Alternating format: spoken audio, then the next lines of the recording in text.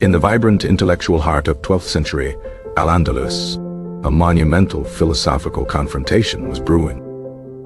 This was not a clash of swords, but of ideas, a battle for the very soul of Islamic philosophy.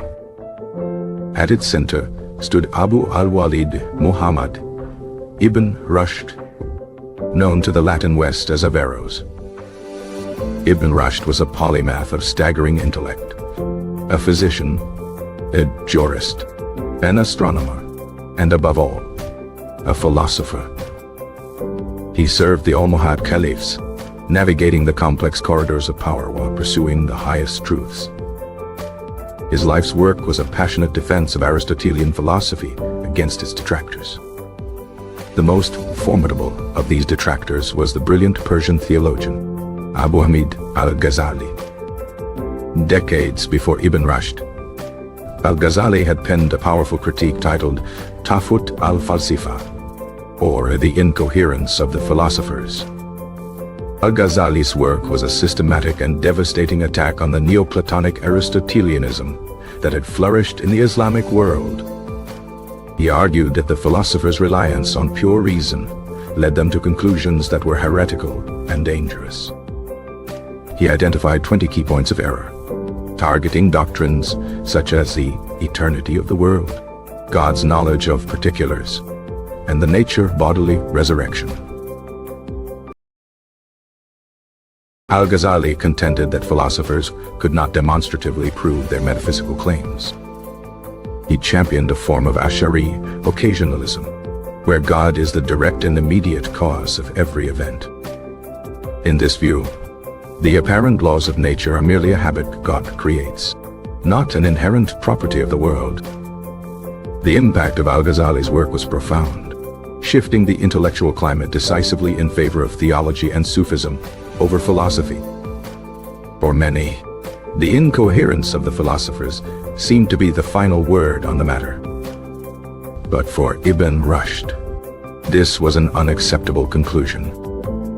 He saw Al-Ghazali's attack not just as a critique of philosophy, but as a misunderstanding of it. He believed that reason and revelation were not enemies, but two different paths to the same truth. Thus, he took it upon himself to write a detailed, point-by-point refutation of Al-Ghazali's claims. This monumental response was titled Tafut al-Tafut, meaning the incoherence of the incoherence. The very title is a masterstroke of intellectual defiance, turning Al-Ghazali's own weapon back on him. Ibn Rushd's method was meticulous and systematic. He would quote a passage from Al-Ghazali's work and then follow it with his own detailed commentary and rebuttal. He argued that Al-Ghazali often misrepresented the philosophers' positions. Ibn Rushd clarified that many of the views Al-Ghazali attacked were those of Avicenna, Ibn Sina, not of Aristotle himself.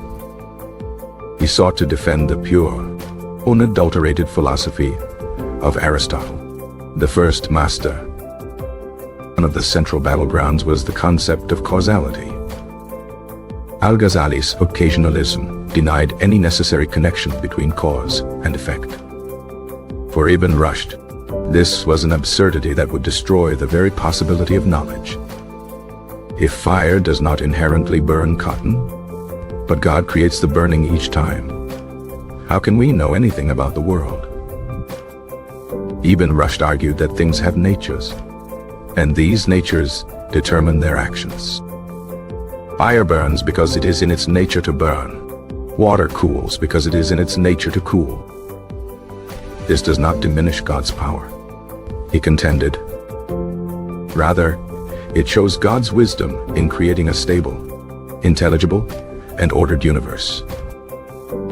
A world without causality would be a world of constant, arbitrary miracles, not a cosmos. Another major point of contention was the eternity of the world. Philosophers, following Aristotle, argued that the world must be eternal, as an all-powerful God would have no reason to wait to create. Al-Ghazali had condemned this view as a grave heresy, insisting on creation ex nihilo, from nothing, at a specific point in time. Ibn Rushd's defense was subtle and brilliant. He distinguished between different types of agency. A human artisan creates from pre-existing matter, and at a specific time. But God, being eternal and immaterial, is not bound by time.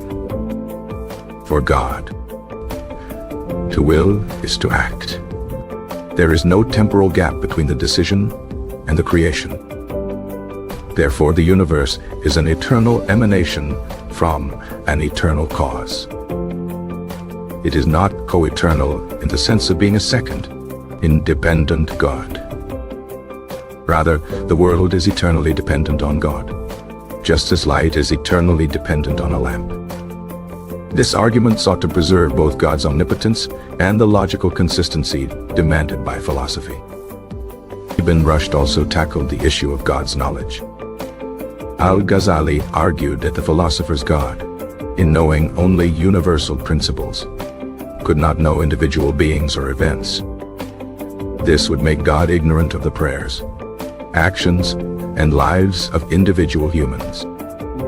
Ibn Rushd countered that this was a profound misunderstanding of the nature of divine knowledge.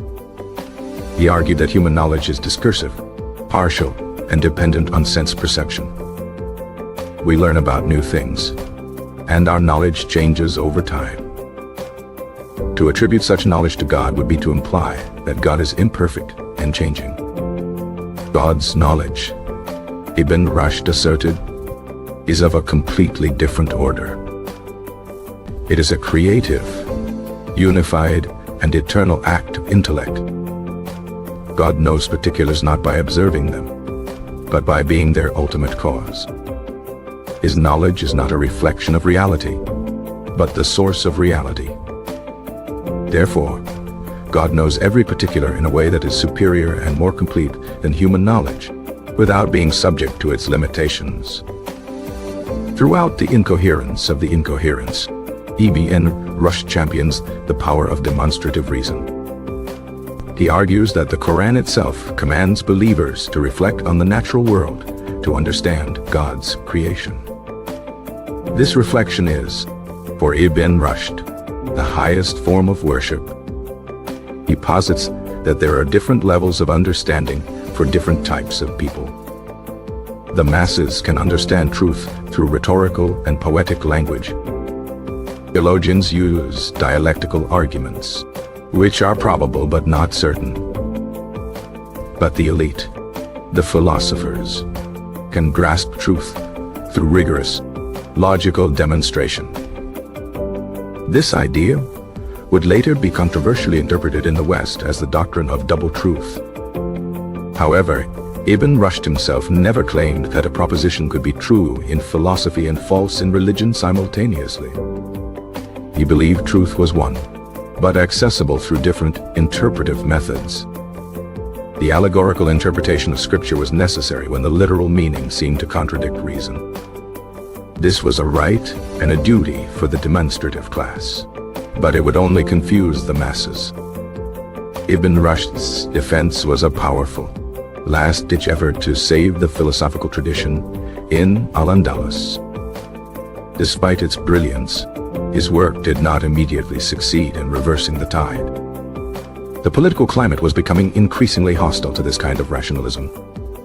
Toward the end of his life, Ibn Rushd himself fell out of favor with the Caliph, was exiled, and his books were ordered to be burned.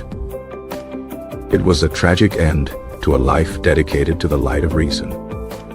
He was eventually recalled from exile, but died shortly after in Marrakesh in 198.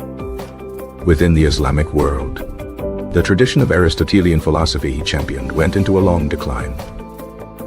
Al-Ghazali's synthesis of theology, Sufism, and law became the dominant intellectual force. But the story of Ibn Rushd's work was far from over. His commentaries on Aristotle and the Incoherence of the Incoherence were translated into Hebrew and Latin. These translations ignited an intellectual revolution in Christian Europe. Ibn Rushd became known simply as the commentator, the ultimate authority on Aristotle. His writings became central to the curriculum of the new European universities, particularly in Paris and Padua. Thinkers like Thomas Aquinas engaged deeply with Averroes' arguments. Aquinas respected Ibn Rushd immensely, but ultimately sought to refute his more radical conclusions, such as the eternity of the world. A school of thought known as Latin Averroism emerged, championing the radical, purely philosophical interpretation of Aristotle. Figures like Seger of Brabant were central to this movement. The Latin Averroists were condemned by the Church in 1270 and 1277 for promoting double truth and other dangerous ideas. This condemnation highlights the disruptive power of Ibn Rushd's recovered rationalism. Ibn Rushd's defense of causality provided a foundation for the development of natural science. By insisting on a world governed by stable laws, he made that world an object worthy of scientific investigation. His work was a crucial link, preserving the legacy of Greek thought and transmitting it to the European Renaissance. The incoherence of the incoherence is more than just a polemic. It is a profound statement on the relationship between faith and reason. It is a testament to the belief that intellectual inquiry is not a threat to faith, but a fulfillment of it. Ibn Rushd's Averroist defense was a bold declaration that philosophy has a right to exist. He argued it was not a foreign import, but an essential part of the Islamic intellectual tradition. His work stands as a monument to a more pluralistic and rationalist period in Islamic history. It reminds us that the conversation between faith and reason is ancient and ongoing. The philosopher of Cordoba, though silenced in his own land, ended up speaking to the entire world. His defense of reason became a cornerstone for the future Western thought.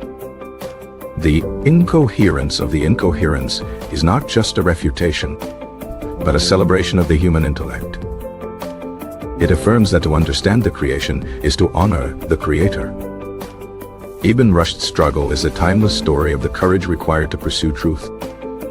He fought against the closing of the mind with the only weapon he had, logic. His commentary on Aristotle's De Anima, on the soul, was particularly influential.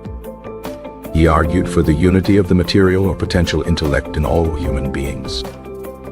This was another controversial doctrine that sparked centuries of debate. The defense in Tahafut al-Tahafut was not merely academic. It was a plea for the survival of a way of life rooted in rational inquiry. He saw the Asherite occasionalist worldview as ultimately leading to intellectual quietism. If God does everything directly, what is the point of studying how things work? Ibn Rushd's philosophy insists that the world is knowable, and that the human mind is equipped to know it. He was, in essence, a profound optimist about human reason. This optimism was a stark contrast to Al-Ghazali's skepticism about the power of philosophy. Al-Ghazali had argued that causality was psychologically perceived, not logically necessary. This argument foreshadowed the later work of the Scottish philosopher David Hume. Ibn Rushd's rebuttal insisted on an objective, metaphysical foundation for causality. The world, for him, was a coherent and integrated whole. Every part was linked to every other part through a web of causes and effects. This holistic vision was central to his Aristotelian worldview. The incoherence of the incoherence was his ultimate defense of this vision. He sought to show that Al-Ghazali's position was, in fact, the truly incoherent one. By denying causality, Al-Ghazali had made the world unintelligible. Ibn Rushd argued that an unintelligible world was inconsistent with the wisdom of its creator. Thus, the defense of reason was also a defense of a particular conception of God. A God of order, wisdom, and predictability. Not a God of arbitrary will and constant intervention. The legacy of this debate shaped the intellectual contours of three major religions. In Judaism, Maimonides, a contemporary of Ibn Rushd, engaged in a similar project of reconciling faith and reason. In Christianity, the Averroist controversy forced a new and deeper engagement with Aristotle. In Islam, the philosophical path was narrowed, but the questions Ibn Rushd raised never fully disappeared. His name became a symbol of pure rationalism. The Averroists' defense was a high water mark for philosophy in the medieval Islamic world. It remains a powerful text for anyone interested in the enduring dialogue between science and religion. Ibn Rushd's voice, from 12th century Cordoba, still speaks of the necessity of reason. He reminds us that to abandon reason is to abandon our highest God-given faculty. Defense was ultimately a fight for the intelligibility of existence itself. And in that fight, Ibn Rushd, the great Averroes, remains a heroic and enduring figure.